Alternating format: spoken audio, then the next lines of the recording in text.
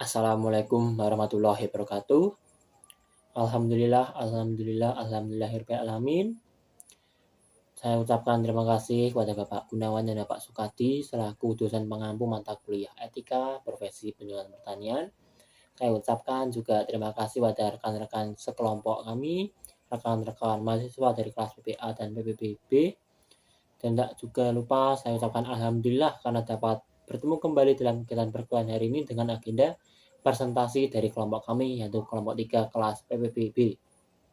Baik, tanpa panjang dan lebar, izinkan kami untuk membacakan judul dan anggota kelompok kami. Baik, untuk judul presentasi hari ini ialah profesionalitas kerja, fitrah, dan potensi kerja dalam hubungannya dengan perilaku kerja. Baik, selanjutnya saya akan memperkenalkan anggota kelompok kami. Yang pertama ada Mbak Devita Putri Kunanti, berikutnya ada Mbak Gandis Pramudia, dan berikutnya ada Mbak Maulidia Hilda Prameswari, Mbak Koniah Putri Surono, dan Mas Adika Cayahak, dan berikutnya ada Mbak Wulan Makfiroh. Baik, setelah memperkenalkan anggota kelompok kami, izinkanlah saya untuk memulai presentasi pada hari ini, yaitu untuk presentasi pertama akan dibacakan oleh Mbak Devita Putri Kunanti, yaitu dalam materi pengertian profesi kerja dan potensi kerja. Waktu dan tempat saya persilahkan. Baik, terima kasih atas waktunya yang telah diberikan oleh moderator. Sebelumnya, perkenalkan saya Devita Putri Kunanti. Saya akan menjelaskan tentang pengertian fitrah dan potensi kerja. Pengertian fitrah terbagi menjadi dua, yaitu menurut KBBI dan menurut Zaiman Zain. Pengertian fitrah menurut KBBI. Kata fitrah secara etimologi berarti sifat, asal, kesucian, bakat, dan pembawaan. Sedangkan menurut Zaiman Zain, fitrah merupakan potensi laten atau kekuatan yang terpendam yang ada dalam diri manusia yang dibawanya sejak lahir. Selanjutnya ada potensi kerja.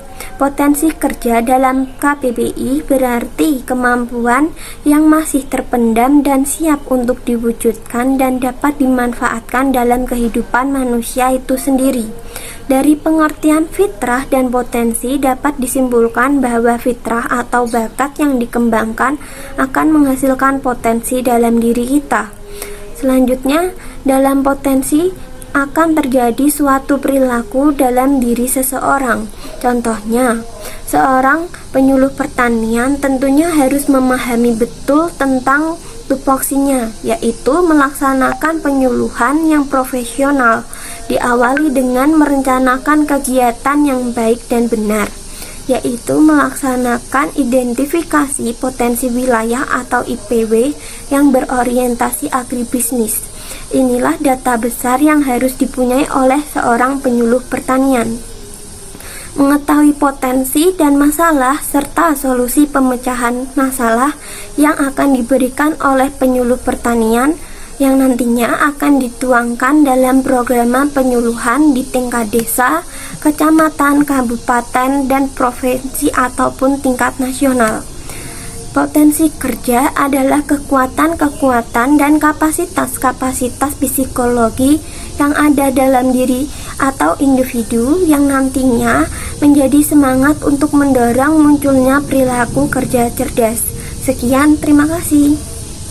Baik, terima kasih Mbak Devita atas presentasinya. Berikutnya, materi mengenai jenis-jenis potensi dan pengertian profesionalitas kerja akan disampaikan langsung oleh Mbak Gandis. Waktu dan tempat saya persilahkan. Terima kasih atas waktu yang telah diberikan. Selanjutnya, saya akan menjelaskan tentang jenis-jenis potensi. Jenis-jenis potensi dibagi menjadi 3. Yang pertama ada potensi fisik, yang selanjutnya ada potensi sosial emosional, dan yang terakhir ada potensi daya juang. Yang pertama, potensi fisik ialah potensi yang menyangkut kekuatan dan kebugaran otot sekaligus kekuatan dan kebugaran otak serta mental. Yang selanjutnya ada potensi sosial emosional, yang artinya adalah potensi kecerdasan yang ada pada otak manusia terutama pada bagian kanan. Dan yang terakhir ada potensi daya juang. Potensi daya juang adalah potensi kesadaran manusia yang bersumberkan pada bagian dalam diri manusia. Selanjutnya ada pengertian dari profesionalitas kerja.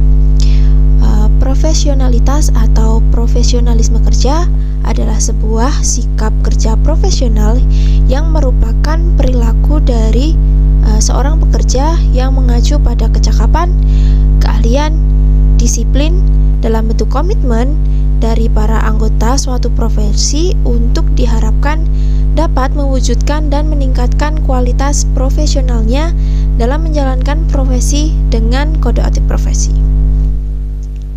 Terima kasih. Terima kasih Mbak Gadis atas presentasinya.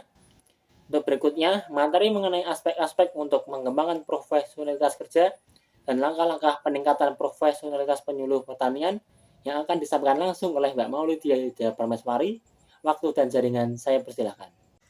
Terima kasih kepada moderator atas waktu yang telah diberikan. Dalam profesionalitas sendiri dibutuhkan suatu pengembangan untuk menjadi lebih baik. Berikut adalah aspek-aspek untuk mengembangkan suatu profesionalitas dalam bekerja. Yang pertama adalah pengetahuan. Pengetahuan merupakan fakta, kebenaran, atau informasi yang diperoleh melalui pengalaman dan pembelajaran. Dalam hal ini, profesionalitas membutuhkan pengetahuan yang pasti sehingga dapat dipercaya bahwa ilmu yang dimiliki oleh seseorang tersebut akurat dan dapat dipercaya. Yang kedua, yaitu kemampuan. Kemampuan adalah kecakapan atau kapasitas mengenai suatu keahlian yang merupakan bawaan sejak lahir untuk melakukan beragam tugas dalam suatu pekerjaan. Kemampuan seseorang yang profesionalitas sangat dibutuhkan di dalam pekerjaan terutama di bidang yang tepat. Sehingga penempatan seorang pekerja dalam suatu pekerjaan akan mempengaruhi kinerja orang tersebut karena kemampuan setiap orang itu berbeda-beda. Namun tidak menutup kemungkinan bahwa seorang pekerja akan mempelajari hal baru di luar kemampuannya untuk mendapatkan pengalaman yang lebih luas. Yang ketiga yaitu keterampilan atau skill. Keterampilan adalah kemampuan untuk melakukan sesuatu yang sangat baik, cepat, dan tepat. Seperti pada poin kedua, bahwa kemampuan yang dimiliki seseorang berbeda. Hal ini juga akan berpengaruh pada keterampilan seseorang. Semakin orang tersebut mampu, maka keterampilan mereka pun akan semakin baik pada bidangnya. Yang keempat adalah sikap atau kepribadian.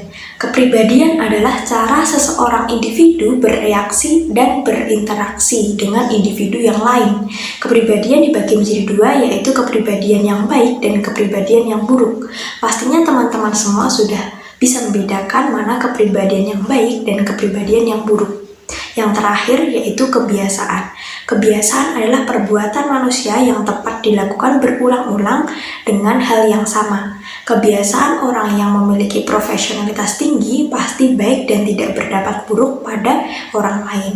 Namun berbeda lagi, orang yang belum memiliki profesionalitas akan berbeda dalam segi kebiasaan yang dilakukannya. Nah, untuk selanjutnya, berbicara mengenai penyuluhan, pastinya di dalam penyuluhan terdapat profesionalitas dalam bekerja. Berikut adalah langkah-langkah peningkatan profesionalitas dalam penyuluhan. Yang pertama yaitu menetapkan standar pelayanan untuk publik. Yang kedua, menyediakan seluruh informasi pelayanan. Yang ketiga, memberlakukan seluruh binaan dengan adil tanpa terkecuali. Yang keempat, setiap unit pelayanan harus mudah diakses oleh binaan. Dalam hal ini adalah petani. Yang kelima, segera mengambil tindakan atau keputusan saat terjadi penyimpangan atau suatu permasalahan.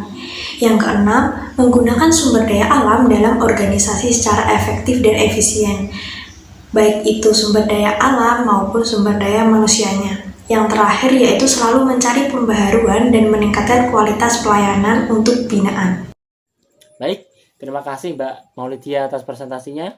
Untuk materi berikutnya mengenai pengertian perilaku kerja, indikator perilaku kerja yang akan disampaikan oleh Mbak Koniah Putri Surono. Waktu dan tempat saya persilahkan.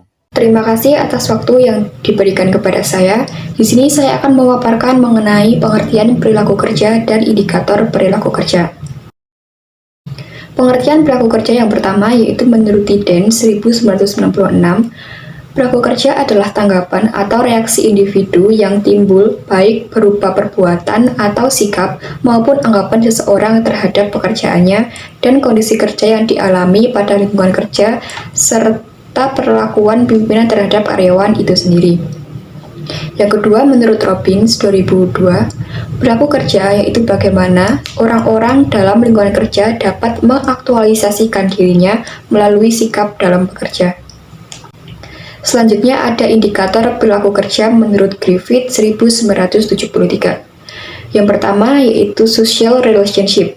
Seorang pekerja harus memiliki hubungan yang baik, saling mengawasi, dan serta mengingatkan antar sesama rekan kerjanya.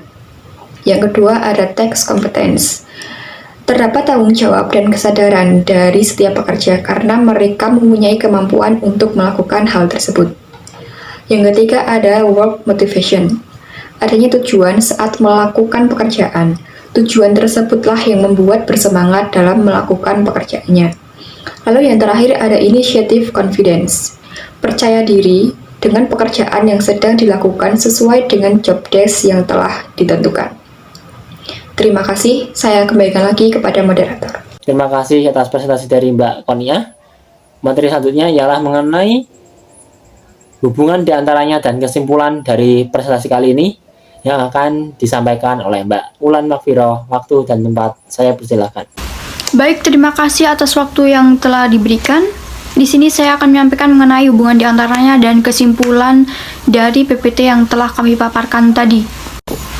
Untuk yang pertama, saya akan menyampaikan mengenai hubungan di antaranya, di mana ada hubungan keterkaitan untuk membentuk suatu profesionalitas kerja.